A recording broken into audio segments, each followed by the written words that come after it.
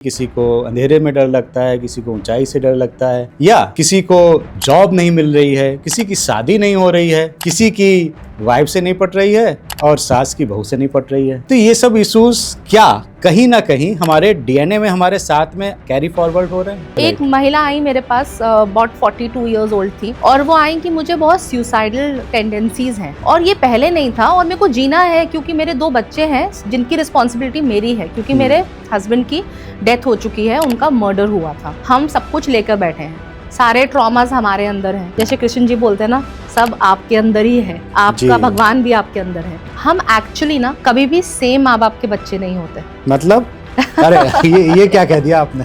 Yes अगर मैं अपना एग्जांपल लेती हूँ, आई हैव गॉट 2 ब्रदर्स। आत्मा अमर है और वो ट्रेवल करती हैं। आपने एक जन्म लिया, लेकिन उस जन्म की जो स्टोरेज है वो कहीं ना कहीं आप कैरी फॉरवर्ड होती चली जाएगी और आपके सबकॉन्शियस माइंड में जो बहुत ज्यादा ट्रॉमा हो गया या कुछ हो गया वो कहीं ना कहीं स्टोर्ड रहते ही रहते हैं। एक ने मुझे बताया था कि जो सपने हम देखते हैं उसमें भी बड़ा कनेक्शन रहता है, कि हम वही सपने देखेंगे जो कहीं ना कहीं कुछ स्टोर्ड है हमारे अंदर। 100% यही होता है।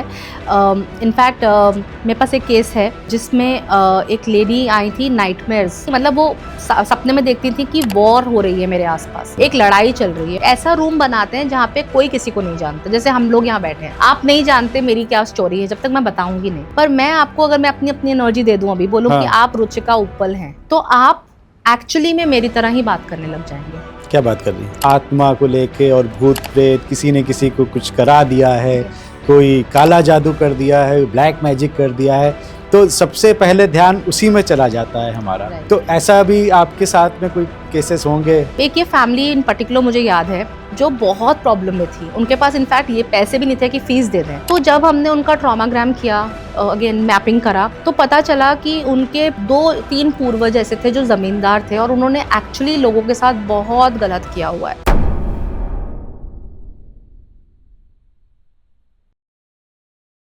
तो भैया, अगर जीवन है तो कठिनाइयां हैं, परेशानियां भी हैं, और परेशानियां हैं तो उनका समाधान भी है, लेकिन कभी कभी हम उस समाधान तक पहुंच नहीं पाते हैं। नमस्कार, वंदे मातरम, जय हिंद। एक बार फिर से आपका बहुत बहुत स्वागत है तिवारी जी टॉक शो के इस बहुत ही खास एपिसोड में। कई बार हम लोगों ने देखा है कि हमारी फैमिली में या हम खुद बहुत सी परेशानियां, जैसे कि किसी को अंधेरे में डर लगता है, किसी को ऊंचाई से डर लगता है, या किसी को जॉब नहीं मिल रही है, किसी की शादी नहीं हो रही है, किसी की वाइफ से नहीं पट रही है और सास की बहू से नहीं पट रही है। तो ये सब इश्यूज क्या कहीं ना कहीं हमारे डीएनए में, हमारे साथ में कैरी फॉरवर्ड हो रहे हैं। अगर आपको मैं बोलूं कि अगर आपकी जॉब नहीं मिल रही है और आपको पैसे की बहुत तंगी रहती है, तो इसका रिलेशन हो सकता है आपकी 4 पीढ़ियों के पहले आपके दादाजी के साथ या आपके 4 ग्रैंडफादर के साथ में हो, तो आपको बड़ा अटपटा सा लगेगा, अजीब सा लगेगा। लेकिन आज के इस पॉडकास्ट में इसी थेरेपी के बारे में बात करेंगे। हमारे साथ में हैं रुचिका जी। रुचिका जी कॉन्स्टेलेशन थेरेपिस्ट हैं, कोच हैं, पिछले 15 सालों से हील भी कर रही हैं, पढ़ा भी रही हैं, लोगों को कोच भी कर रही हैं, सिखा भी रही हैं ये थेरेपी। तो रुचिका जी, आज बहुत बहुत स्वागत है तिवारी जी टॉक शो में। Thank you Tiwari ji for having me. और मेरा ये बहुत सौभाग्य मैं कहूँगी है कि मैं आपके साथ अपना पहला पॉडकास्ट कर रही हूँ। मेरा बहुत टाइम से इच्छा थी कि मैं आपके साथ काम करूँ, एंड ये हमारा भी सौभाग्य है। Thank you. एंड जो आज हमने टॉपिक लिया है, फैमिली कॉन्स्टेलेशन, वो मेरे लिए एक्चुअली बहुत क्लोज है मेरे हार्ट के, क्योंकि इस थेरेपी ने मुझे बहुत ज़्यादा अपनी ज़िंदगी में चेंजेस दिखाए हैं। और मैं जब ऑलमोस्ट 15 साल से, जैसे आपने कहा, कि मैं ये काम कर रही हूँ, और मैंने लोगों में बहुत चेंजेस देखे हैं। और हमें मालूम भी नहीं होता कि हम इनविजिबली कितना कुछ लेकर आ रहे हैं अपनी जनरेशन से। और साइंस भी बोलती है कि हम 7 जनरेशन्स का डीएनए लेकर आते हैं, बट हमें मालूम नहीं है, किसी ने हमें बताया नहीं कि उस डीएनए का मतलब क्या है, मतलब उस अंश का जो हमारे अंदर ऑलरेडी है उसका मतलब क्या है। तो मैं आपको एक केस बताऊंगी जो बहुत अटपटा लगेगा आपको, बट मैंने ये सॉल्व किया है। और एक स्पेशल वे होता है, जैसे हम मैपिंग करते हैं, जैसे हम कोई हायरार्की चार्ट बनाते हैं, ऑर्गेनाइजेशन चार्ट बनाते हैं, वैसे ही हम अपने फैमिली सिस्टम, जो फैमिली सिस्टम बोला जाता है, उसको हम मैप कर सकते हैं। तो एक महिला आई मेरे पास, अबाउट 42 इयर्स ओल्ड थी, और वो आई कि मुझे बहुत सुसाइडल टेंडेंसीज हैं, और ये पहले नहीं था, और मेरे को जीना है क्योंकि मेरे 2 बच्चे हैं जिनकी रिस्पॉन्सिबिलिटी मेरी है, क्योंकि मेरे हस्बैंड की डेथ हो चुकी है, उनका मर्डर हुआ था। तो और मैं सुसाइडल हूँ। तो पहले तो यही लगा कि भाई इतना ट्रॉमा है, इस लेडी के विडो हो गई जल्दी ज़िंदगी में, तो ट्रॉमा है, बट वो हमें दिख रहा है ट्रॉमा, पर उससे सुसाइडल होने का, और जब वो मुझे कॉन्ट्रास्ट में बोल रहे हैं कि मुझे नहीं मरना, मेरे 2 बच्चे हैं, तो इट साउंडेड वेरी कॉन्ट्रोवर्शियल ना। आप एक लाइक 2 लोगों में बटा हुआ है, 2 चीज़ें बटी हुई हैं ये। तो मैंने उनका मैपिंग करना शुरू करा, तो हमें समझ आया कि जब उनके हस्बैंड के साथ ऐसा हुआ, तो वो अपनी मदर के घर वापस आ गई रहने, एंड उनको जो एक पार्ट दिया गया घर का, वो उनके एक चाचा का था जिनकी सुसाइड से डेथ हुई थी। अच्छा, राइट। तो अब आप समझ सकते हैं कि वो सुसाइडल टेंडेंसीज कहीं ना कहीं वहाँ से आ रही हैं। और जब हमने और इंटेरोगेट किया कि वो चाचा ने सुसाइड क्यों करी, तो पता चला कि क्योंकि वो इतना ह्यूमिलिएट हो गए थे, क्योंकि उनका अफेयर उनकी भाभी के साथ चल रहा था, नॉट दिस गर्ल्स, चाचा का अपने बड़े भाई के वाइफ के साथ उनका अफेयर चल रहा था। इनकी मदर नहीं, इनसे छोटे वाले भाई की, बीच वाले ब्रदर की मदर के साथ, मतलब वाइफ के साथ चल रहा था। तो और क्योंकि वो सच सबके सामने आ गया, तो because of humiliation he committed suicide. और अच्छा। उसी घर में अब ये लेडी रह रही हैं। तो जब से हम कहते हैं ना कि अ रूम हैज़ अ मेमोरी, तो उसी तरीके से, और हर जगह की अगर हमारे को पता चले कि इस घर में कुछ ऐसा हुआ है, तो हम वो घर रेंट पे भी नहीं लेंगे, राइट। पर उसको नहीं मालूम था कि वही उसको पोर्शन, एक सबकॉन्शियस में, नहीं कॉन्शियसली आप नहीं सोचते ना कि मुझे घर मिल रहा है, बेस सिचुएशन ये है, तो चलो। और वहां से दोनों तरफ से उनको एक तो इम्पैक्ट था, क्योंकि डीएनए से इम्पैक्ट आ रहा है सुसाइड का, ऊपर से आप उस जगह में रह रहे हैं, तो वो दोनों इम्पैक्ट हो गए उस लेडी के लिए, and she kept on feeling suicidal. और वो लॉयल्टी दिखा रही थी अपने चाचा की तरफ कि अगर आप जिंदा नहीं रह पाए तो मैं कैसे जिंदा रहूं। और अगर हम कॉन्स्टलेशन की हिस्ट्री में जाएं, बर्ट हेलिंगर जो फाउंडर हैं कॉन्स्टलेशन के, वो यही कहते हैं, what ever is excluded will find a way back in the system. अच्छा, यस। और वो व्हाटएवर इज एक्सक्लूडेड, अच्छा, जो हटा दिया आपने, जो हटा दिए, जो लोगों को हमने रिमेंबर नहीं करा, ये ओशो भी कहते हैं, मैं बाद में आऊंगा। हाँ जी, जिन लोगों को हमने रिमेंबर नहीं करा, अब वो इंसान की इतनी ह्यूमिलिएशन होके उन्होंने सुसाइड कमिट करी, तो क्या हम उनका कोई पितृदान करेंगे, कोई उनके बारे में बात करेगा? Everybody would want to put it under a carpet, because कहीं ना कहीं शेम हो रही है फैमिली की। क्या हम ये जाके बातें बताते हैं किसी को कि हमारे उस भाई ने ऐसे कमिट किया, सुसाइड किया, एडिक्शंस करी? ऐसे कोई बात नहीं करता है। तो जो भी चीज़ एक्सक्लूडेड होती है वो अपना तरीका ढूंढ लेती है फैमिली सिस्टम में, एंड इसीलिए हम बहुत लेवल्स पे सफ़र करते हैं, और हम इसको कर्मा, डेस्टिनी, फेट समझकर जाने देते हैं। राइट।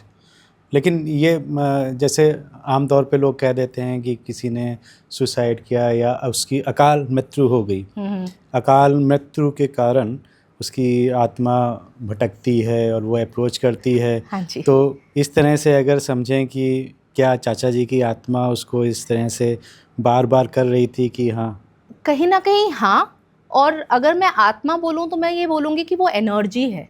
अगेन हम बोले E=mc², अगर हम वही साइंस पे लेके जाएं तो energy can neither be created not destroyed, it only transforms.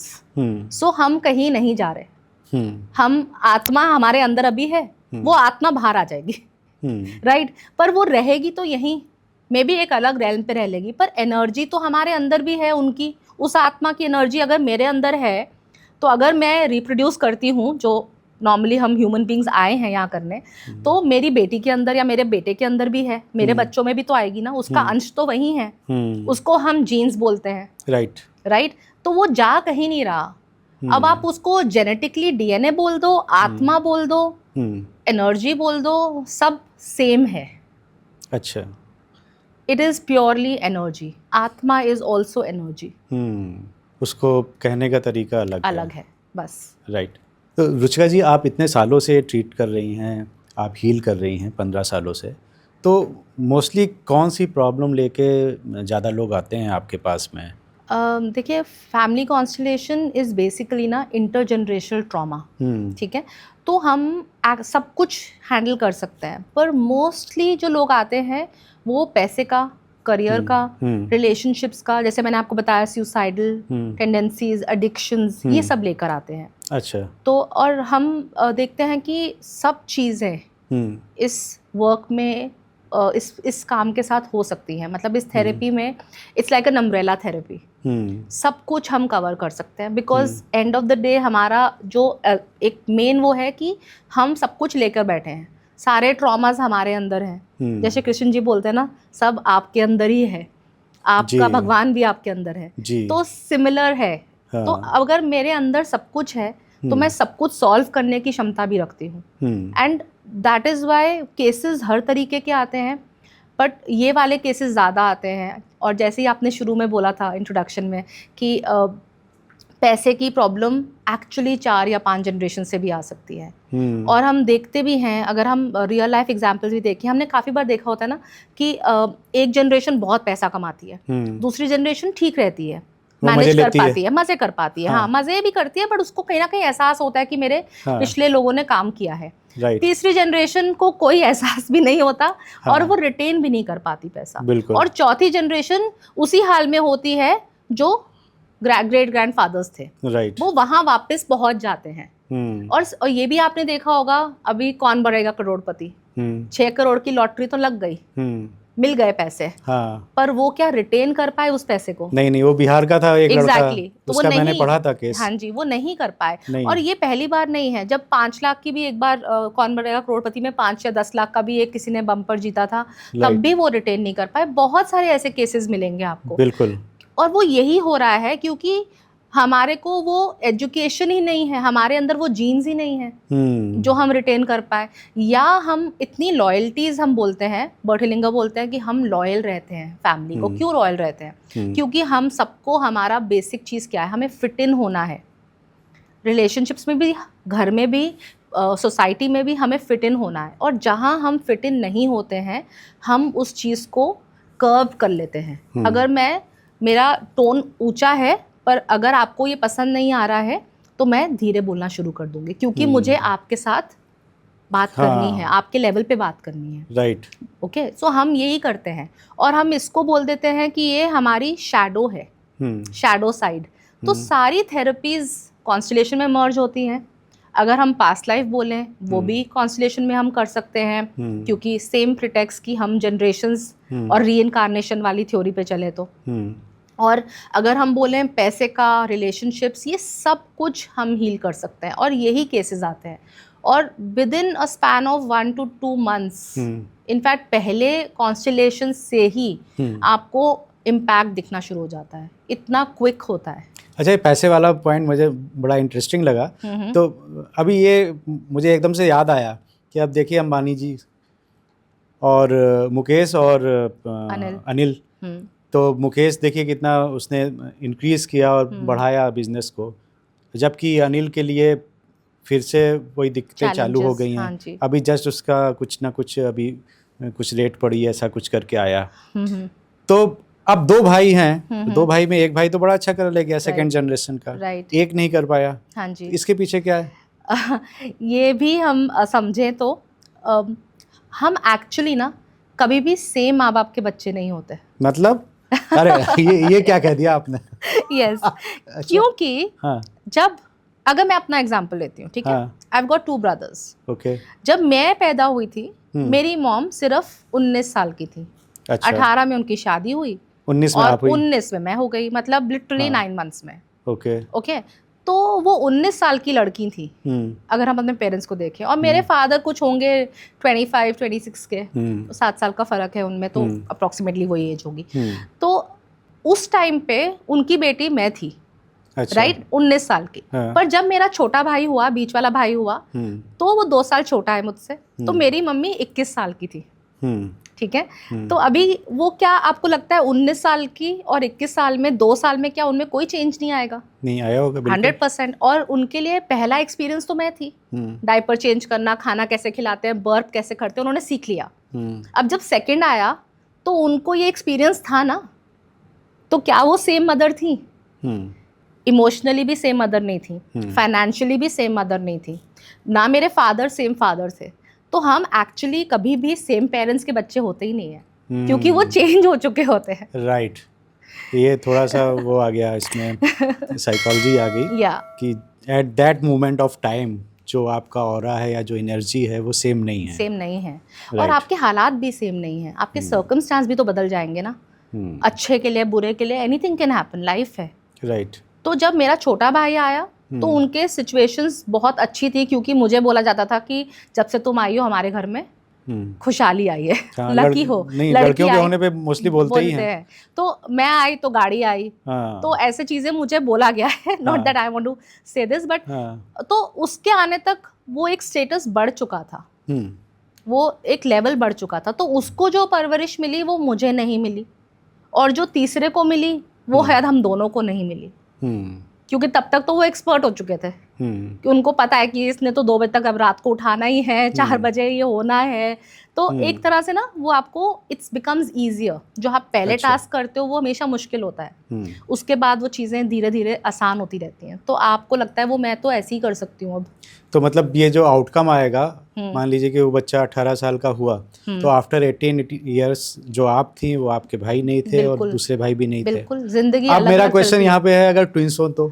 Sir same है, फिर भी उनको सेम चीज़ नहीं मिलेगी अगर वो ट्विंस भी हैं तो, क्योंकि कहीं ना कहीं एक बच्चा अटेंशन ज़्यादा लेगा, चाहे वो रो के ले, चाहे वो हंस के ले, चाहे वो अपनी इंटेलिजेंस से ले। तो ये एक सोल प्लान भी कह सकते हैं। वो बच्चे अपने लिए एक अलग वो लेकर आते हैं। अगर हम ट्विंस भी होते हैं तो उनके फिंगरप्रिंट्स भी मैच नहीं करते, हम सब यूनिक हैं। तो हमारा डीएनए इम्प्रिंट जो हम कहते हैं वो यूनिक है।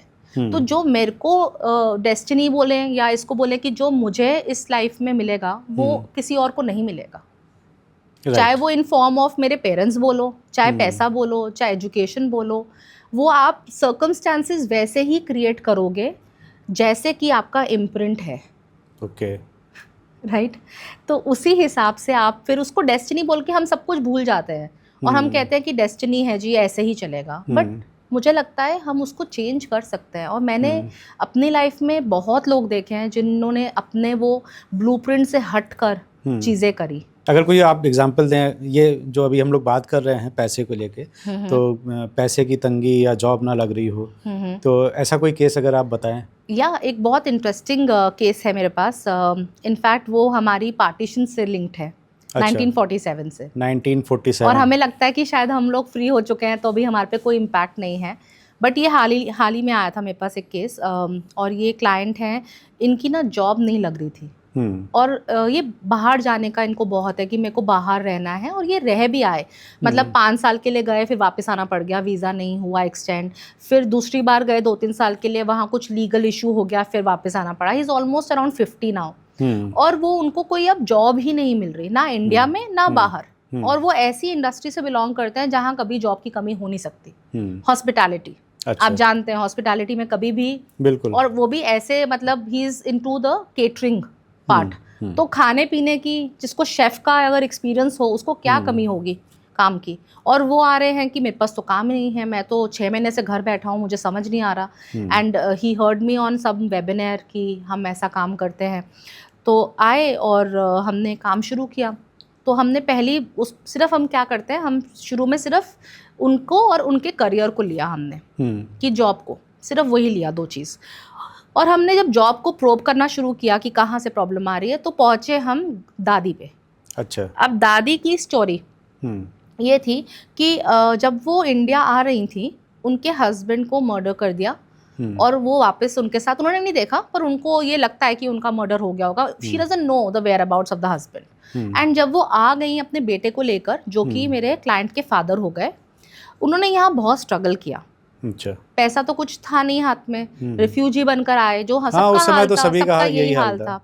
तो आए यहाँ पे, उन्होंने शुरू करा काम करना। बट वो दादी हमेशा कहती रही कि ये मेरे घर नहीं है, this is not my country. उनके लिए इंडिया कभी उनका था नहीं, उनके लिए वही जगह वो छोड़कर आई। और ये फैक्ट है ना, हमारे लिए वही जगह होती है जहाँ पे हम अपना घर तो एक जगह को बांधते हैं ना। बिल्कुल। तो जब वो छोड़कर आ भी गई तो हमेशा उनके मन में ये था कि मैं वापस जाऊँ, ये मेरा घर नहीं है, ये मेरा घर नहीं है। और उनका बेटा भी यहाँ बॉर्न नहीं था, पाकिस्तान को ही बिलोंग करते थे, मतलब लाहौर के पास में रहते थे। तो लाहौर और अमृतसर में क्या ही फ़र्क है, 2 घंटे का भी नहीं है रास्ता जी। तो वो हमेशा यही क्वेस्ट में थे कि हम वापस जा सके, वापस जाके। उन्होंने कभी इंडिया को अपना घर नहीं माना। अच्छा। तो अब बेटे का भी अब्रॉड जाना है, अब्रॉड जाना है, बट क्योंकि वो अपनी ग्रैंडमदर से इतना कनेक्टेड थे कि उनको भी इंडिया अपना घर नहीं लगता है। तो अगर हम देखें लॉजिकली तो मतलब वो ऑलरेडी अब्रॉड है, ठीक है, और उसके बाद बाहर जा जाके बार बार वापस आ रहे हैं। तो हमने सिर्फ एक चीज़ करी, पहले तो उनको डिसएंटैंगल किया अपनी ग्रैंडमदर से। वो वर्बली हम लोग बताएंगे आपको कैसे होता है, बट वो डिसएंटैंगल किया मदर से, और उसके बाद उनको बोला कि भाई आप बोलिए कि हिंदुस्तान मेरा देश है, क्योंकि आप तो यहाँ बॉर्न हुए ना, इंडिया इज़ माई कंट्री बोलिए। उन्होंने करा ये एक्सरसाइज और इंडिया को अपना घर समझा, और आज की डेट में उनका जॉब है। और ये सिर्फ आई थिंक 3 हफ्ते उनके पास जॉब है इंडिया में। ऑफ कोर्स उनका क्वेस्ट टू गो अब्रॉड है, पर क्योंकि अब वो अपने देश को अपना मान रहे हैं तो अब बाहर जाना आसान हो जाएगा। राइट। क्योंकि वो अभी तक इंडिया ही अब्रॉड में बैठे थे, तो बाहर जा रहे थे पर वापस खिंचे जा रहे थे। It's called the pull of the land. बहुत इंटरेस्टिंग लग रहा है रुचिका जी बात करके, और बड़ा नया ज्ञानवर्धन हो रहा है मेरा भी। लेकिन आम तौर पे जिस समाज में हम लोग रह रहे हैं, स्पेशली नॉर्थ इंडिया में और उत्तर भारतीय समाज में, middle class, lower middle class, यहाँ पर बहुत से बातें इस तरह की होती हैं आत्मा को लेके, और भूत प्रेत, किसी ने किसी को कुछ करा दिया है, कोई काला जादू कर दिया है, ब्लैक मैजिक कर दिया है, तो सबसे पहले ध्यान उसी में चला जाता है हमारा। तो ऐसा भी आपके साथ में कोई केसेस होंगे? हाँ जी, बहुत सारे, इनफैक्ट बहुत सारे, क्योंकि हम देख रहे हैं कि जो आजकल की जनरेशन है ना, वो खुद भी खुश नहीं है और वो किसी और को भी खुश नहीं देख सकते। समवेयर स्पेशली जेन ज़ी जो आ रहे हैं, एग्जैक्टली, वो अपने फ़ोन पे ही हैं और उनको लगता है कि सब बहुत अच्छा कर रहे हैं, क्योंकि सोशल मीडिया पे तो हम सिर्फ अच्छा ही दिखा रहे हैं ना, हम अपना रोना धोना तो दिखा नहीं रहे हैं। बिल्कुल। तो उस वजह से ये attacks, psychic attacks, black magic बहुत बढ़ गया है, और ये जनरेशनल भी होता है। क्योंकि पहले ज़माने में भी लोग बहुत ऐसी चीज़ें करते थे out of jealousy and things, and curses भी बहुत थे। क्योंकि अगर हम देखें, अगर किसी का काम है ज़मींदारी का, तो ऑफ कोर्स वो आपसे रेंट लेगा, पर आपके पास कुछ नहीं है, तो आप तो एक गलत मन से दोगे ना उसको कि भाई मेरे पास नहीं है, क्यों मांग रहे हो, अगले महीने ले लेना या वेट कर लो। बट सबको एक काम दिया गया था, पर हमने देखा है कि एक ना कलेक्टिव कॉन्शियसनेस हो जाती है उन लोगों के अराउंड। तो एक ऐसा ही केस था मेरे पास कि आफ्टर अ सर्टेन एज ना लोग बढ़ नहीं पा रहे थे। अगर 30-40 के हो गए, उनके पास उसके बाद जॉब नहीं है, या अगर बिजनेस भी है तो ठप हो रहे हैं। कोई भी बिजनेस में काम शुरू कर रहे हैं, वो खत्म होते जा रहे हैं, खत्म होते जा रहे हैं, पैसा बच ही नहीं रहा है घर में। तो ये हालत आ गई है कि बैंकरप्सी आ गई है, घर बिक गए, ज्वेलरी बिक गई, रहने के लिए कुछ नहीं है। तो हमने मतलब एक ये फैमिली इन पर्टिकुलर मुझे याद है जो बहुत प्रॉब्लम में थी। उनके पास इनफैक्ट ये पैसे भी नहीं थे कि फ़ीस दे दें। तो जब हमने उनका ट्रॉमाग्राम किया, अगेन मैपिंग करा, तो पता चला कि उनके पूर्वज 2-3 पूर्वज ऐसे थे जो ज़मींदार थे, और उन्होंने एक्चुअली लोगों के साथ बहुत गलत किया हुआ है, क्योंकि पावर को मिसयूज़ किया है।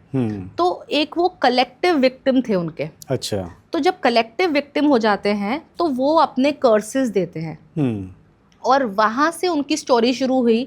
और ऐसी इंटैंगलमेंट थी कि हर टाइम वो बढ़ते थे तो कोई ना कोई क्लोज फैमिली ब्लैक मैजिक कर देती थी। बिकॉज आप ओपन हो ना उस पोर्टल में कि आपके ऊपर कुछ भी करा जाएगा, बहुत जल्दी हो जाएगा, इम्यूनिटी नहीं है जैसे हम डिजीज में बोलते हैं। तो बार बार उन पे अटैक हो रहे थे, बार बार जब वो बढ़ रहे थे नीचे उतर रहे थे। तो हमने उनके साथ एक तो जनरेशन लेवल पे भी काम किया और ब्लैक मैजिक रिमूवल भी करा कॉन्स्टलेशंस के through he. And today that house is flourishing again. अच्छा। बिकॉज उनके अंदर कैपेबिलिटी तो थी ना, बट ये आउटर इम्पैक्ट्स की वजह से वो दबते जा रहे थे। और आज की डेट में उनका पूरा परिवार आता है मेरे पास अपनी कॉन्स्टलेशंस कराने के लिए, बिकॉज उनको समझ में आ गया कि ये ही एक चीज़ थी जिसने निकाल पाई। इतना दूर तक 4-5 जनरेशन्स तक हम गए और उनका हमने ब्लैक मैजिक रिमूव किया, कर्सेस रिमूव करे। और ये थोड़ा सा समझाइए मुझे, कैसे रिमूव करें, क्या करती हैं इस थेरेपी में? देखिए ये थेरेपी क्या ना करती हैं एग्जैक्टली, मुझे समझाइए हाँ थोड़ा। श्योर। तो एक्सपीरियंस करनी पड़ेगी पहली बात तो आपको ये थेरेपी, क्योंकि थोड़ा समझाना मुश्किल है, फिर भी मैं ट्राई करती हूँ। इसमें हम रोल प्ले करते हैं। अच्छा। अगर आप साइकोलॉजी में जाएंगे, there is a field called psychodrama. Okay, तो बर्ट हेलिंगर ने यही साइको ड्रामा को अपनाया और उसको कॉन्स्टेलेशंस की तरह करा। तो इसमें क्या होता है कि एक हमारे सामने एक पूरा फील्ड बिछ रहा है जिसको हम नोइंग फील्ड कहते हैं। अच्छा। उसमें हम आपकी एनर्जी लेंगे और ब्लैक मैजिक की एनर्जी लेंगे। मतलब ब्लैक मैजिक कहीं से भी आ रहा है, पर्सोनिफाई कर देंगे, मतलब हमने उसको एक इंसान का दर्जा दे दिया। अब वो इंसान बोलेगा कि मैं कहाँ से आ रहा हूँ, क्या मेरा मतलब व्हाट इज माई ओरिजिन, और मैं कहाँ कहाँ आपको इम्पैक्ट कर रहा हूँ। अब वो कहोगे आप क्यों बोलेगा, क्योंकि हम उसके हायर सेल्फ से बुलवा रहे हैं, क्योंकि हमने जो फील्ड क्रिएट किया है वहां पे आकर आप बोलोगे ही, क्योंकि हमें ये कॉन्शियसली बोल मतलब बताना है, तभी आप तक कोई पहुंचेगा। जब मैं कहती हूँ ना कोइंसिडेंस नहीं होता, तभी आप तक कोई पहुंचेगा जब उसका टाइम आ गया है सॉल्व करने का। अच्छा, मतलब आप यहाँ पे आई तो इसका टाइम था? इसका टाइम था। आपको मैं ऐसे कोइंसिडेंटली ही नहीं मिली हूँ, आप अच्छा। और मेरे को मिलना था और हमें ये ज्ञान लोगों तक पहुँचाना था। Nothing happens, there is no coincidence in this universe. तो जब वो उनका टाइम, और टाइम आएगा सर, वो एक जनरेशन उठेगी, बोलेगी कि मुझको चेंज चाहिए और मुझको अपनी लाइफ को बदलना है, मैं ऐसे नहीं कंटिन्यू करूँगा। तो जब वो आएगा तभी आप थेरेपी के पास जाओगे, तभी आप किसी हीलर के पास जाओगे, एस्ट्रोलॉजर के पास जाओगे, और वो आपको सही लोग तभी मिलेंगे। वक्त तो ज़रूरी है।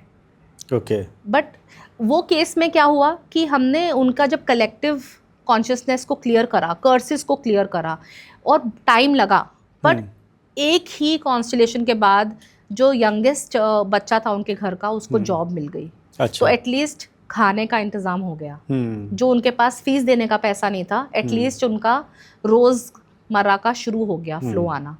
तो छोटे छोटे चेंजेस शुरू हो जाएंगे। फिर उन्होंने बिजनेस शुरू करा जो उनको आता था, वहाँ से फिर उनका अभी प्रोग्रेस बहुत अच्छा है। मैं ये नहीं बोलूँगी वो अपर मिडिल क्लास हो गए, वो एटलीस्ट मिडिल क्लास हो गए, नीचे से यहाँ तक तो पहुँचे, और ज़मींदार की फैमिली से आ रहे हैं। तो आप समझो कितना पैसा देखा होगा पूर्वजों ने, और छोड़ के भी काफ़ी गए होंगे, राइट, पर रिटेन नहीं कर पाए। तो इसमें अगर जो विक्टिम है, मतलब विक्टिम ही बोल देता हूँ मैं, हाँ जी, जो आपके पास आ रहा है और जिसके लिए आ रहा है, मान लीजिए कि किसी की बाप बेटे में नहीं बनती है, हाँ जी, तो उसके फादर ने कहा कि हम आपसे ये थेरेपी कराते हैं, तो वो बेटे को भी आपके पास लाना होगा? नहीं, ज़रूरी नहीं तो है। केवल अगर फादर आते हैं, हाँ जी, तो आप उन्हीं की थेरेपी करोगी? तो रोल प्ले कौन करता है फिर? टीम होती है। अच्छा। हाँ, कोई और करता है। ऐसा रूम बनाते हैं जहाँ पे कोई किसी को नहीं जानता, जैसे हम लोग यहाँ बैठे हैं। हाँ। आप नहीं जानते मेरी क्या स्टोरी है, जब तक मैं बताऊंगी नहीं। हाँ। पर मैं आपको, अगर मैं अपनी अपनी एनर्जी दे दूं, अभी बोलूं कि आप रुचिका उपल हैं, तो आप एक्चुअली में मेरी तरह ही बात करने लग जाएंगे। क्या बात कर रही हैं? एग्जैक्टली मतलब आप मुझे अपनी एनर्जी दे देंगी, हाँ, मैं रुचिका बन जाऊंगा। एग्जैक्टली और आप मेरी एनर्जी में मुझे बताएंगे कि ये मेरे को भी ऐसा लग रहा है, मेरे को ऐसा पेन फील हो रहा है, या मेरे को आज शायद मैं रात को सो ही नहीं पाई हूँ, मतलब एक रेस्टलेसनेस है, वो आप सब बता पाएंगे। वाह, ये अभी मुझे बड़ा शॉकिंग लग रहा है। It is called Robert Sheldrick है, जिन्होंने समझाया है कि एक मॉर्फोजेनेटिक फील्ड होता है। थोड़ा सा थ्योरी में जा रही हूँ मैं, जी बताइए। ठीक है, तो ये मॉर्फोजेनेटिक फील्ड का मतलब है कि एक रेजोनेंस का फील्ड बनता है, एक मैग्नेटिक फील्ड है जो एक्चुअली हमारे अराउंड है, और हम सब कनेक्टेड है, और हम बोलते भी रहते हैं ना कि we are all connected, we are all connected. हाँ, सब एक ही माता पिता की संतान है, चले हाँ, आ रहे मतलब हैं। चले आ रहे हैं, ब्रह्मा जी ने करा और हम सब उन्हीं की संतान है, right, and there is no difference. Of course religion बदल गया, सब बदल गया, पर हमारा क्रिएटर एक है। हम उस तरीके से देखते हैं, पर अगर हम इस यूनिवर्स को देखें, हम अपनी धरती को देखें, तो आप देखिए सब कुछ कनेक्टेड है कि नहीं। पानी कनेक्टेड है, हर ओशन कनेक्ट हो रहा है कहीं ना कहीं, चाहे इतना सा हो रहा हो, पर हो तो रहा है। हवा कनेक्टेड है, we are breathing the same air, air quality की बात नहीं कर रही, ओवरऑल तो हम ठीक। सेम ऑक्सीजन ले रहे हैं, बिल्कुल। ठीक है, हम कार्बन डाइऑक्साइड दे रहे हैं, मतलब वही सब चल रहा है, इकोसिस्टम चल रहा है। हाँ। तो हम उस इकोसिस्टम के थ्रू भी कनेक्टेड हैं। और हमें कुछ करना नहीं है, ना हमें किसी को बुलाना है, ना कुछ करना है, हमें सिर्फ बोलना है कि मैं इस एनर्जी में स्टेप इन हो रहा हूँ। और हम ये हमारे अगर हम देखें तो हमारे वेदास भी बोलते हैं कि आप जो बनना चाहते हैं वो बन सकते हैं, क्योंकि आपको सिर्फ उस रूप में आना है, उस अवेयरनेस में आना है। हम कहते हैं ना वाइब्रेशन रेस कर लो और यहाँ पहुंच जाओगे, तो वो भी तो स्टेप इन करना ही हुआ ना उस वाइब्रेशन में। आज मेरी वाइब्रेशन नहीं है उतनी, बट अगर मैं उसमें वाइब्रेशन में अपने गुरु की वाइब्रेशन में स्टेप इन करूँ तो मेरी वाइब्रेशन उनके साथ में रहना शुरू कर दूँ, उनकी तरह सोचना शुरू कर दूँ, तो कल मैं गुरु बन जाऊंगी। राइट, वही है ना, वही स्टेप इन होना है। राइट। तो you can step into anybody's energies. और हर अगर हम ऑल्टरनेट थेरेपी देखें, हर चीज़ में यही हो रहा है। अगर हम पास्ट लाइफ में भी जा रहे हैं तो हम उस एनर्जी में स्टेप इन कर रहे हैं। अगर आप रिग्रेस हो सकते हैं, अगर हम वूम हीलिंग बोलते हैं तो वूम हीलिंग में हम कहाँ जा रहे हैं, वूम की एनर्जी में तो जा रहे हैं, वहीं स्टेप इन हो रहे हैं। आकाशिक में फैसिलिटेटर आपके लिए पढ़ता है, तो वो आकाशिक में कहाँ से लेके आ रहा है इन्फॉर्मेशन, वो भी तो उस एनर्जी में स्टेप इन हो रहा है आपकी। तो हम एक्चुअली ऑल्टरनेट थेरेपीज में सब जगह यही कर रहे हैं, पर सब अपने हिसाब से उसको या तो 5D बोल देते हैं या रेल्म बोल देते हैं। और जैसे हमने शुरू किया, मैं कहा था कि एनर्जी तो एनर्जी है। राइट। तो you can step into my energy, to anybody's energy. मतलब हमने कॉन्स्टलेशंस उस लेवल तक करी हैं कि हम एडम एंड ईव की एनर्जी तक काम किया है। माय गॉड, अच्छा वहां तक पहुंच गए आप? बिल्कुल। इंसेक्ट की एनर्जी पे काम किया है, कि डॉग्स के साथ काम किया, मतलब सबके साथ काम कर सकते हैं आप। कोई भी ऐसी चीज़ नहीं है जिस पे आप काम नहीं कर सकते, बिकॉज एनर्जी सब यही है। डॉग्स का भी कुछ इशू आया था क्या आपके हाँ पास? जी, एक डॉग का आया था। वो ओनर उसको छोड़ नहीं रहे थे and dog was not happy with them. तो हम इसको एनिमल विस्पर्स बोल देते हैं, एनिमल कम्युनिकेशन कह देते हैं। पर हमने सिर्फ उस एनिमल की, उस डॉग की एनर्जी को लिया और डॉग ने बोला मैं खुश नहीं हूँ इनके साथ, क्योंकि जो मुझे लेकर आया था घर में वो मुझे छोड़ के चला गया। मतलब उनके हस्बैंड की डेथ हो गई थी, तो हस्बैंड लेकर आए थे। तो जब से हस्बैंड गए थे, the animal was not happy there. अच्छा। क्योंकि उसका जो प्राइम ओनर था वो तो हस्बैंड था ना। तो वो नहीं रहना चाहता था उसके बिना। तो फिर हमने उनको कहा इसको फॉस्टर केयर भेजिए, वो नहीं रहना चाहता आपके साथ। But unfortunately that animal went, वो चले ही, मर ही गया 15-20 दिन में कॉन्स्टलेशन करने के साथ। मे बी वो मैसेज देने के लिए बैठा था कि एक्चुअली कुछ नहीं है, मैं अपने ओनर को मिस कर रहा हूँ। Oh my God, yes, it happens. Very interesting. तो रुचिका जी, ये आपने चालू तो किया ये, लेकिन कुछ रीज़न रहा होगा क्यों इस थेरेपी में, कैसे पता चला आपको? क्योंकि मैं इतने एपिसोड कर चुका हूँ लेकिन मुझे भी इस थेरेपी के बारे में नहीं पता था। मैं बोलूँगी मैं खुशकिस्मत भी थी, और उस समय बहुत लाइफ में चैलेंजेस चल रहे थे जब ये थेरेपी मेरे पास आई। सो 2008 में मेरी सेपरेशन हो रही थी मेरे एक्स हस्बैंड के साथ, and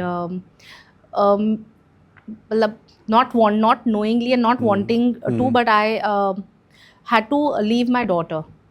it was not like, उतना प्लान नहीं होता तो आप इस सिचुएशन में नहीं होते कि आपको समझ आए, इतना इस सिचुएशन में निकल रही थी। तो मेरी बेटी मेरे पास नहीं थी, एंड तब मैं बहुत डेस्परेट हो गई, और ऑफकोर्स डिप्रेशन, एंग्जाइटी सब कुछ हो रहा था उस टाइम पे कि क्या हो गया मेरे साथ और मेरे साथ क्यों हुआ। तो वो रीज़न ढूंढते ढूंढते मैं आर्ट ऑफ लिविंग पहुंची।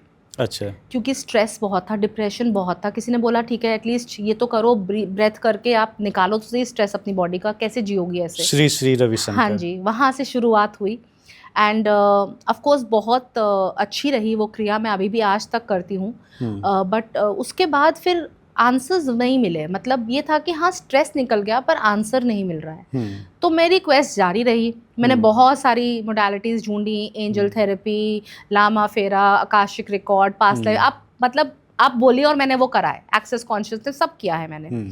और फिर मुझे कॉन्स्टलेशन मिला उसी दौरान सर्च करते करते, और जो कॉन्स्टलेशन ने मुझे समझाया कि हम सब कुछ लीनियत से लेकर आ रहे हैं, और जब मैंने अपनी करानी शुरू करी तो एक्चुअली में चीज़ें अनटैंगल होने लग गई। समझ में आने लगा कि मैंने ये चीज़ें अट्रैक्ट क्यों करी है, मैंने ऐसा हस्बैंड क्यों अट्रैक्ट किया। अच्छा। क्योंकि मेरे को कहीं ना कहीं मैं ब्लैक शीप बोल सकती हूँ अपने आप को, अपनी फैमिली की, क्योंकि बहुत कुछ मैंने पहली बार किया। मतलब मेरी फैमिली में जो लड़कियां नहीं करती थी, कॉर्पोरेट में कोई नहीं था जिस टाइम मैंने शुरू करा। तो एक वो टाइम आता है हर फैमिली का, जैसे मैं पहले भी बोल रही थी कि कोई एक जनरेशन उठती है और बोलती है कि मुझको चेंज करना है। मैंने बहुत सफोकेटेड मैरिजेस देखी थी अपनी फैमिली में, एंड वो मुझे मैंने उसको रिपेल किया, मतलब मैंने रिबेल किया।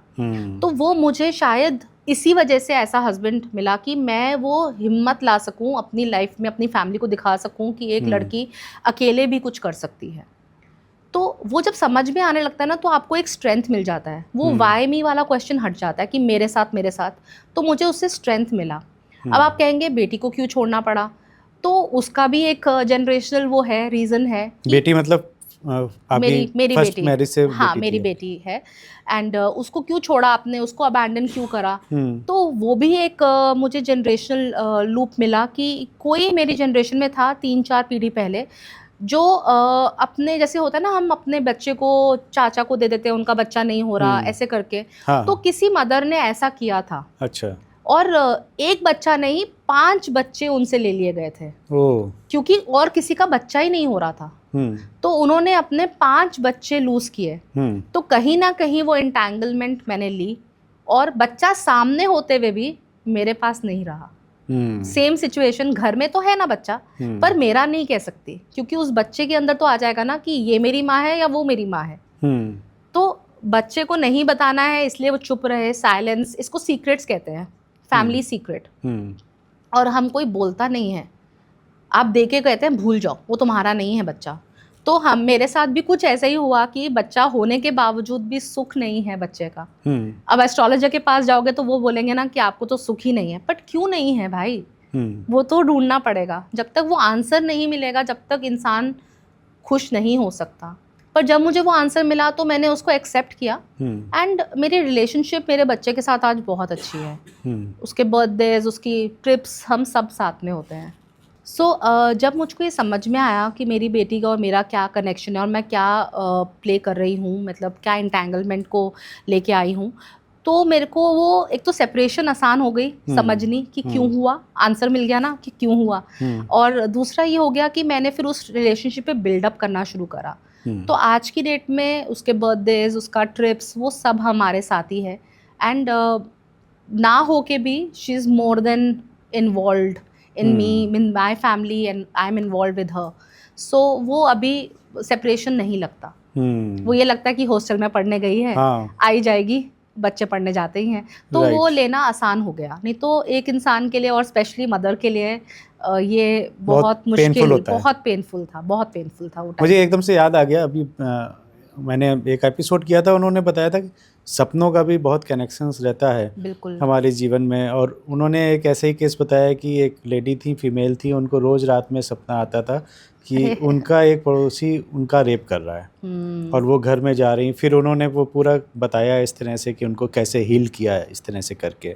तो कह सकते हैं कि कहीं ना कहीं हमारे एक सबकॉन्शियस माइंड में हमारी मेमोरीज स्टोर्ड रहती हैं। और ये भी मैं मानता हूँ कि देखिए, हमारे जो सनातन संस्कृति है उसमें बताते हैं कि आत्मा अमर है और वो ट्रैवल करती हैं। आपने एक जन्म लिया, लेकिन उस जन्म की जो स्टोरेज है वो कहीं ना कहीं आप कैरी फॉरवर्ड होती चली जाएगी, और आपके सबकॉन्शियस माइंड में वो जो बहुत ज़्यादा ट्रॉमा हो गया या कुछ हो गया, वो कहीं ना कहीं स्टोर्ड रहते ही रहते हैं। एक ने मुझे बताया था कि जो सपने हम देखते हैं उसमें भी बड़ा कनेक्शन रहता है, कि हम वही सपने देखेंगे जो कहीं ना कहीं कुछ स्टोर्ड है हमारे अंदर। बिल्कुल 100% यही होता है। इनफैक्ट मेरे पास एक केस है जिसमें एक लेडी आई थी, नाइटमेयर्स, मतलब वो उठती थी, मतलब वो सपने में देखती थी कि वॉर हो रही है मेरे आसपास, एक लड़ाई चल रही है, और उनका कोई कनेक्शन नहीं था। एक हाउसवाइफ थी सिंपल, और कोई कनेक्शन नहीं था उनका कि लड़ाई, और उनके घर में कोई आर्मी में नहीं था जहाँ तक कि उनको मालूम था। एंड अगेन हमने मैपिंग करी, तो हमें पता चला कि एक एंसेस्टर है, ग्रेट ग्रैंडफादर के ब्रदर, जो कि आर्मी में थे, और उस टाइम पे वो ब्रिटिश आर्मी में थे, इंडिया से ही ब्रिटिश आर्मी में थे, और उनको जर्मनी भेजा गया था लड़ने के लिए वर्ल्ड वॉर में। और वो वर्ल्ड वॉर के बाद उनका कोई पता ही नहीं चला, वो कहाँ हैं कहाँ नहीं, nothing, nobody knows. And because उनका कोई लीनिएज नहीं था, मतलब उनका कोई शादी नहीं हुई थी, बच्चे नहीं हुए थे, तो उनको कोई याद भी नहीं करता था। एंड जब वो आई तो हमने उनको बोला कि ठीक है, आप हम एक कॉन्स्टलेशन करते हैं उनके साथ, और जो हमने पहले बात करी थी कि बर्ट हेलिंगर जो फाउंडर हैं वो बोलते हैं जो भी चीज़ एक्सक्लूडेड है या जो भी शख्स को आपने मतलब जो भी इंसान को नहीं मिला है रिकॉग्निशन फैमिली में, वो कहीं ना कहीं हमारे पास वापस आएगा। क्योंकि वो हमारे थ्रू बोलेगा कि मुझे इंक्लूड करो, क्योंकि हमारा जो कोर है वो है फिट इन होने का, हमें इस फैमिली को बिलोंग करना है। That is also called order of love. थोड़ा सा मैं जा रही हूँ थ्योरी में again, but just that you understand and everybody understands कि इट्स अ फुल साइंस। और हमने जब उनका काम किया और हमने सिर्फ उनको ये बोला कि आप सिर्फ उनके लिए थोड़ा सा कुछ खाना, पितृदान जैसे हम कहते हैं ना, कुछ खाना, कुछ एक कैंडल जलाइए, एंड ट्रस्ट मी उस दिन के बाद वो सपना आना बंद हो गया। अच्छा, इतना इमीडिएट इम्पैक्ट था, क्योंकि हमने जिनको अवेयरनेस में ले आए वो हमारा सॉल्व हो गया। अगेन क्वांटम फिजिक्स बोलता है when you consciously work on your unconscious, the unconscious becomes conscious. And हमें सिर्फ अवेयरनेस में लाना है। और ये सारे केसेस जो मैंने आपको बोले हैं ना, ये सिर्फ अवेयरनेस में आते ही चीज़ें सॉल्व होने शुरू हो जाते हैं। जब हम कहते हैं कि हम आपका बर्डन नहीं लेंगे, आपने मुझे ज़िंदगी दी, थैंक यू सो मच, क्योंकि ज़िंदगी तो वहीं से आ रही है, पूर्वजों से ही आ रही है, डीएनए इम्प्रिंट वहीं का है, बट मुझे ये नहीं लेना, मेरा नहीं है और मैं वापस कर सकती हूँ।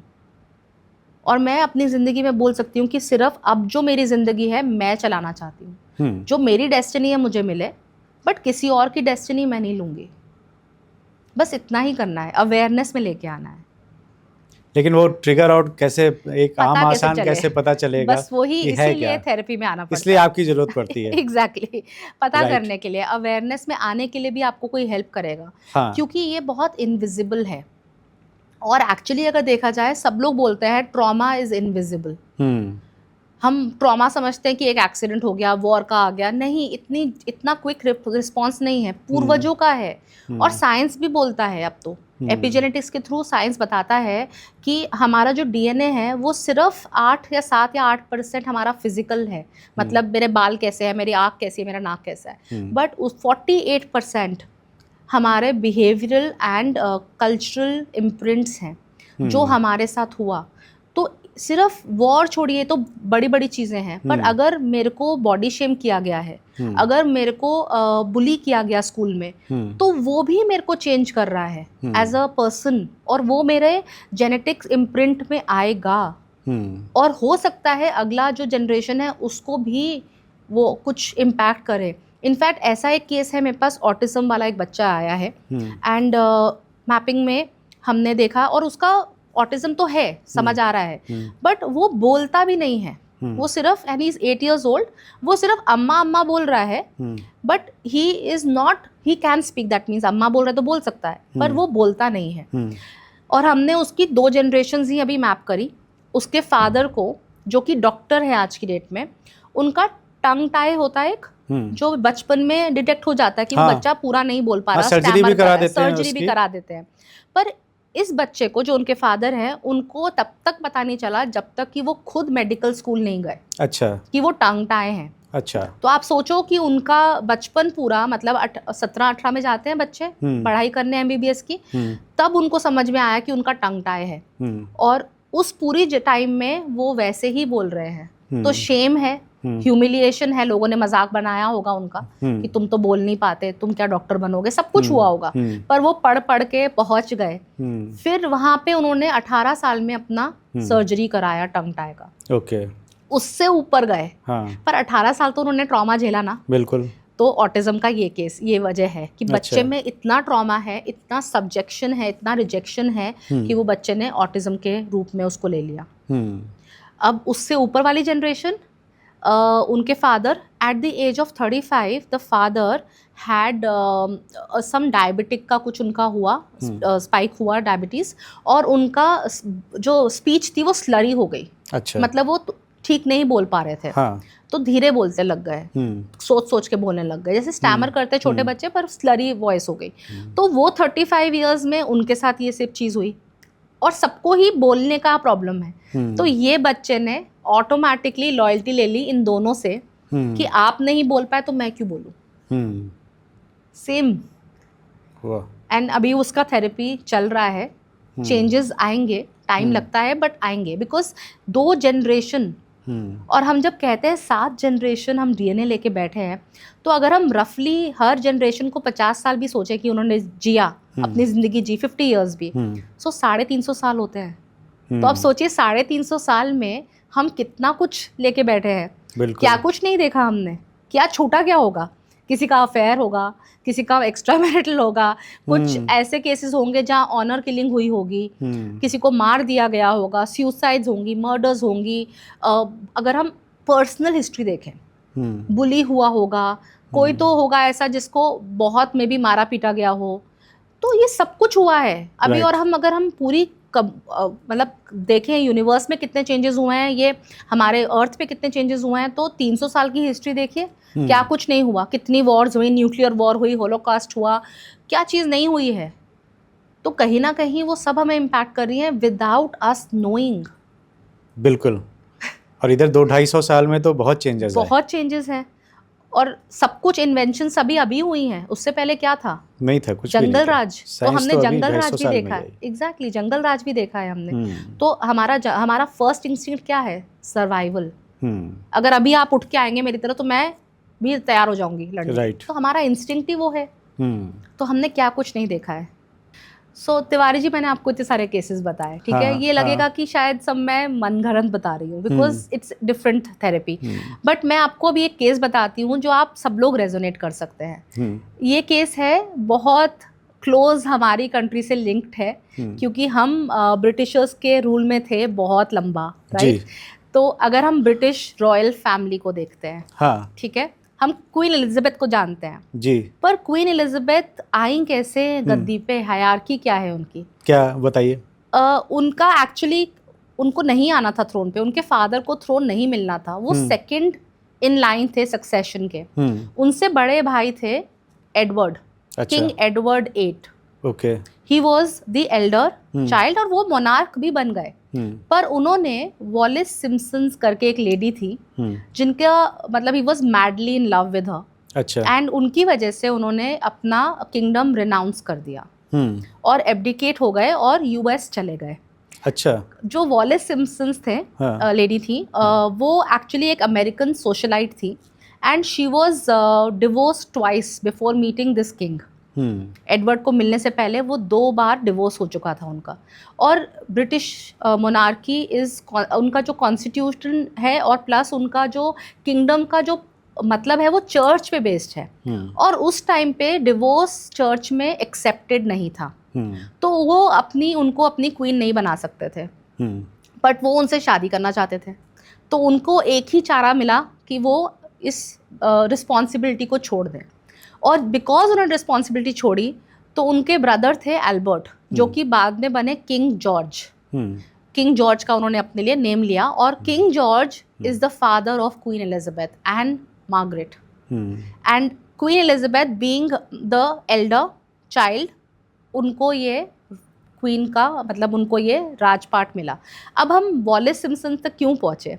अगर हम देखें, नीचे आए, हम जानते हैं प्रिंसेस डायना, उनके 2 बेटे हैं, विलियम एंड हैरी। अब हैरी की अगर हम स्टोरी देखें, वो बहुत रेजोनेट करती है एडवर्ड की स्टोरी से, क्योंकि हैरी मैरिड मार्गन मेकल। अभी हम सबको मालूम है, it's a recent history for us. And और मार्गन क्या है?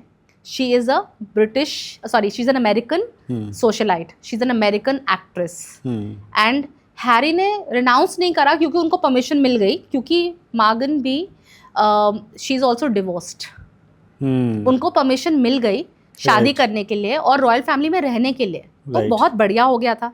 बट वो फिर भी नहीं रह पाए फैमिली में, उनको फिर भी जाना पड़ा फैमिली छोड़कर, क्योंकि इतनी कंट्रोवर्सी हो गई कि उनको जाना पड़ा यूएस में। आज की डेट में सेम लाइफ है अगर हम एडवर्ड की देखें और हैरी की देखें, तो आप ये रेजोनेट कर सकते हैं। और ये हिस्ट्री हमारे सबके सामने है। So this case will give you an idea कि एक्चुअली हम इमोशंस भी रिपीट करते हैं, सर्कमस्टेंस भी रिपीट करते हैं, जो पहले जनरेशन में हो चुका है। सिर्फ डिजीज़ रिपीट नहीं करते, राइट। सिर्फ जीन्स में डिजीज़ नहीं है, इमोशंस भी हैं, और वो भी हम रिपीट करेंगे, बिकॉज उनको निकाल दिया गया या रिनाउंस कर दिया उन्होंने, बिकॉज उनको कोई चॉइस नहीं मिली। इन्होंने भी सेम चीज़ को फॉलो किया, may be unknowingly, end of course 100% it is unknowingly, but story वही है, अपना घर छोड़ना पड़ा। इंटरेस्टिंग। मज़ा तो बहुत आ रहा है आपसे बात करके, लेकिन थोड़ा सा समय की बाध्यता है। Thank you. तो मुझे उम्मीद है कि फिर हम लोग इस विषय पे बैठेंगे और इस पॉडकास्ट को अभी यहीं पे विराम देते हैं और आगे यहीं से हम फिर से चालू करेंगे, क्योंकि मुझे बड़ा मज़ा आया आज बात करके आपसे रुचिका जी। तो भैया आप लोगों को भी अगर मज़ा आया हो, आपको इंटरेस्टिंग लगा हो, कुछ नया सीखने को मिला हो, तो हमें कमेंट करके ज़रूर बताइए। और अगर आपके कोई सवाल हैं, कुछ पूछना चाहते हैं रुचिका जी से, तो हमें कमेंट करके अपने सवाल भेजिए, हम ज़रूर उसका उत्तर रुचिका जी से लेकर आप तक पहुँचाएँगे। देखते रहिए तिवारी जी टॉक शो। अगर अभी तक सब्सक्राइब नहीं किया है तो सब्सक्राइब कर दीजिए और अपनी सेहत का बहुत बहुत ध्यान रखिए।